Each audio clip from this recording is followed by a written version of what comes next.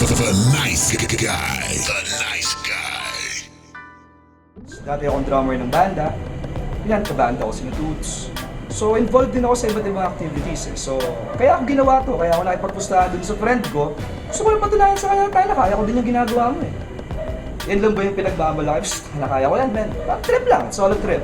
Hindi ko naman nakalayang aabot sa ganitong kaseryoso. Kasi medyo iba na to, medyo may camera na, medyo may TV na. Nakakatawa pero exciting kasi ang saya lang. Ako personally, hindi ko pa naririnig yung talagang rap style ni Melvin. Kasi hindi niya nalabas yung pinaka-buo niya nung Sunugan Battle Royale.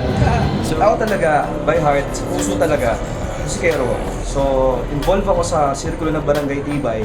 Kaya lahat ng mga nakikita ng mga tao sa eksena, kilala din ako. So, marami nagtatanong, sino ba yan? Sino ba yan? Ba't ganyan niya eh? Mukhang may galit kay Shay, babawi siya dahil, di ba nga, maalala nyo, nag-choke siya dati. We had a battle royale and parang si Melvin the Devil nag-choke siya. Dahil medyo siguro naguluhan siya sa beat at kinain talaga siya ng buhay ni Shay. And, So, natatandaan ko, nag-choke si Melvin. So, pag biglang sa practice mo, sanay na sanay kang walang ibang tumutunog. Tapos, pag may beat, sisimplang ka nun talaga. Ay, naggago yung si B-Boy eh. Binigyan ako ng tres, man. Alam naman niya na hindi talaga ako rapper, di ba? So, akala ko the whole time, acapella siya. So, okay na trip to sige, gawin. Pero, nung nandun na, beat, tas B-Boy, kaibigan ko, lagi kami naggagaguhan kasi nun. Pinagtripan niya ako, man. Tangina mo, B-Boy, ha. Mabawi ako sa'yo.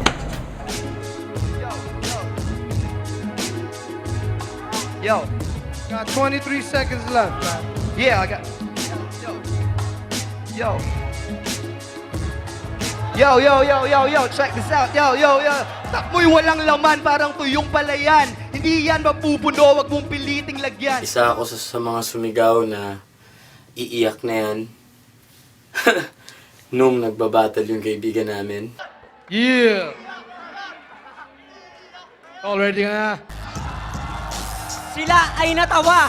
Ngayon, tangina, iiyak ka na. Ikaw ba? Nakantsawan siya ng iiyak na yan. Iiyak na yan. So there, ang sabik sa bawi. Okay naman siya, pero tansya ko gutom din si Melvin. Dahil sa nangyari nung sunugan dati. So, babawi yun. Natin ito eh. Pero sa tingin ko, mukhang gigil si Melvin eh. Iba yung napanood kong saan la teaser ng Sunugan, ang finished business sa January 28. Yo! Hoy, Shay! Marunong ka palang magdasal, no? God forgive me, I'm about to sin. I'm going to kill Melvin, the devil.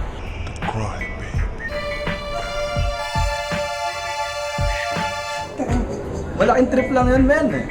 Kasi kinantsawan lang ako nila sa ano, sige nga, pustahan tayo, akit ka doon, gawin mo nga yan, kaya mo ba yan? Kaya sabi mo, kaya mo gawin lahat eh. So, sinubukan ko lang eh, kaya ko naman pala. Medyo nakakaba siya, pero trip lang yun, man. Seryoso yata yung isa doon sa nangyari, eh, no? Kuwain. Siyempre, bagong Shay. Ano pa ba? Sana, expect ko bagong Melvin. Lang. Well, magaling naman si Shay talaga eh. Kumbaga, kung hindi mabe-base sa win-loss record, isa siya sa mga okay na nagbabattle para sa akin. Compared sa iba na mas maraming panalo, pero alam mo yun, bitin yung mga binibitaw nila. So, sa akin siguro, mas inclined ako kay Shay manalo since mas maraming experience in rap battling. si Shay kasi masyado ng praktisado. After the Battle of the Twin Towers, madami na siyang nakabattle ulit. Yung bata na yun, hindi mo rin pwedeng baliwalain, hindi mo pwedeng maliitin ang mga bitaw niyang bata na yan kasi may talas din yung manalita.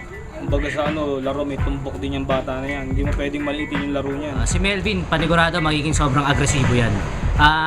Sigurado titingin ng sobrang sama si Shay, dadaanin niya sa darag to.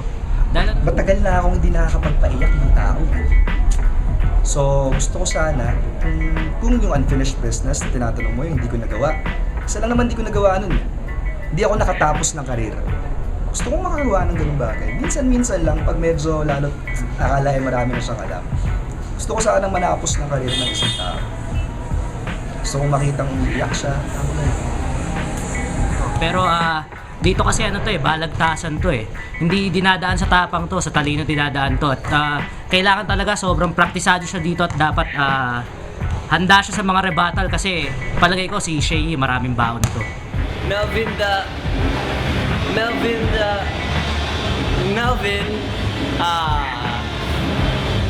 kung kailangan mabigat yung pusta, ko, dito ang pusta na kayo. Alam niyo na. So, sineryoso niya, medyo naging confident yung bata. Tignan natin. Tingin-tingin ka pa. Sino ba sa atin ang pangit? Ikaw mukhang tinga. Sabi niya, dito rapper, bulol. Sabi niya sa ruler. Pero naisip ko na hindi naman tumatama ang kidlat sa isang lugar ng 2 beses. So, sa panahon na to, mas alam ko na siguro yung gagawin ko. Hopefully, bumawi nga siya para hindi na siya alaskain. Makikita nyo ngayon kung ano ang ibig sabihin ng battle dito sa Pilipinas.